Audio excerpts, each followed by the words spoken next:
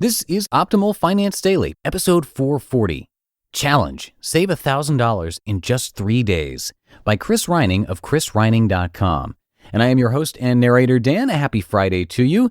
And since it's Friday, let's get right to the post as we optimize your life. Challenge: Save $1,000 in just 3 days by Chris Reining of chrisreining.com. This summer, I'm at a Cubs game, and a friend of a friend sees me snap a photo with my phone. He asked me if I have the original iPhone. For a second, I think he's serious, but then I realize it's because it's a 4-inch SE, and no one on this planet has a 4-inch phone anymore. But I'm okay with that, because I just don't care about phones. I worked for a company that gave out BlackBerries. Then they took them away and told everyone to buy their own smartphones, or they'd give you a flip phone. I took the flip phone. That was around the time I stopped caring so much about what kinds of things I owned, like what my car said about me, because who cares? Every person I know who cares about what kind of things they own has no control over their life. I read about Johnny Depp being $40 million in debt after making $650 million. He said his solution was to make more movies. You'd like to think after earning hundreds of millions, you'd have some control over your life, but he doesn't, because saving money is like a muscle. You have to exercise it. After I retired, I wasn't driving my car anymore, so I called up Geico and told them I wasn't driving my car anymore. They asked me how many miles I drove last year, and I told them 3,000. They reduced my rate, $30, but saving $30 isn't important to me anymore. What's important to me is exercising that muscle, because having the ability to take action to make a little progress each day means being able to accomplish big goals. That's how successful people become successful. And that's why today I want to challenge you to save $1,000 in just 3 days.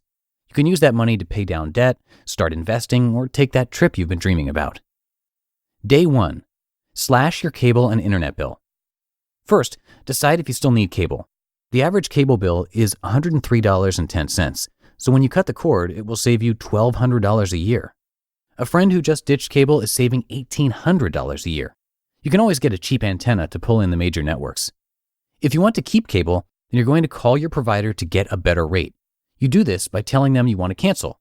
Say you can't afford it or something. And trust me, they don't have some big red button in front of them that immediately cuts you off. What they're probably going to say is they can't do anything for you. When this happens, ask to speak with someone who can. This is when you're going to start hearing about better rates. But if you want the very best rates, you need to get to their retention department.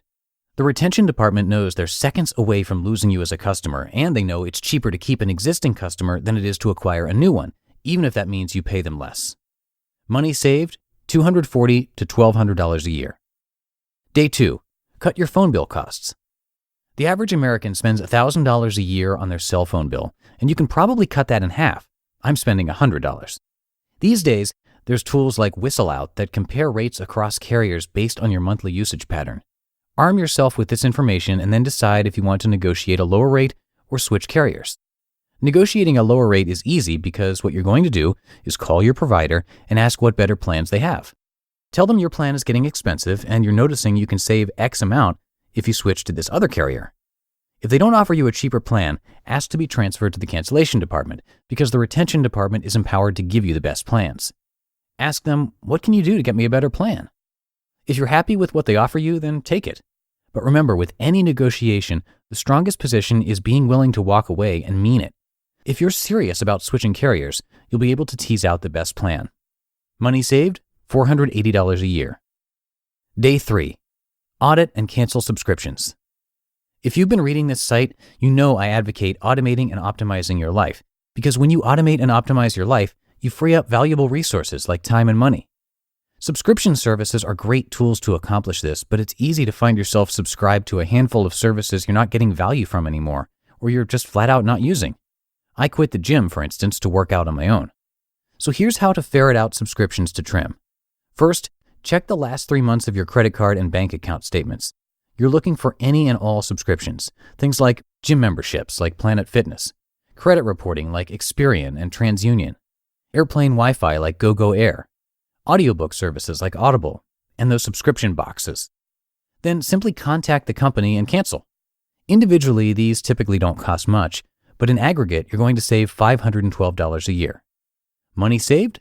$500 a year. That's it. And the good news is the money you saved isn't just a one-time thing. These are savings that you're going to get month after month and year after year. You just listened to the post titled, Challenge. Save $1,000 in just 3 days by Chris Reining of chrisreining.com. And I just wanted to say that I actually had the pleasure of meeting Chris and spending some time with him at FinCon last weekend. That's the Personal Finance Media Conference down in Dallas. And I want you all to know that Chris is such a great guy, very genuine and sincere. I had a great time chatting with him, and I would definitely recommend reading more of his posts over at chrisreining.com. And I'm going to spare you any promotional content today, so that's going to do it for this week's episode. Thank you all for being subscribers and regular listeners. You have played a huge part in keeping these podcasts going. So have yourselves a great weekend, and I will see you on Monday, where your optimal life awaits. Hello, Life Optimizer. This is Justin Malik, creator and producer of this podcast, but also Optimal Living Daily, the show where I read to you from even more blogs covering finance, productivity, minimalism, personal development, and more from incredible bloggers like Derek Sivers, Zen Habits, Mark and Angel, The Minimalists, and all the ones you hear on this show too. So if you enjoyed today's episode and like taking amazing blogs on the go, come on over to Optimal Living Daily and subscribe to that one too. And together, we'll start optimizing your life. You've been listening to Optimal Finance Daily. Be sure to hit the subscribe button to stay up to date on each new episode and head to oldpodcast.com. That's OLDpodcast.com for a free gift as well as more actionable tips and resources to help you maximize your potential. Thanks for joining us, and remember, your optimal life awaits.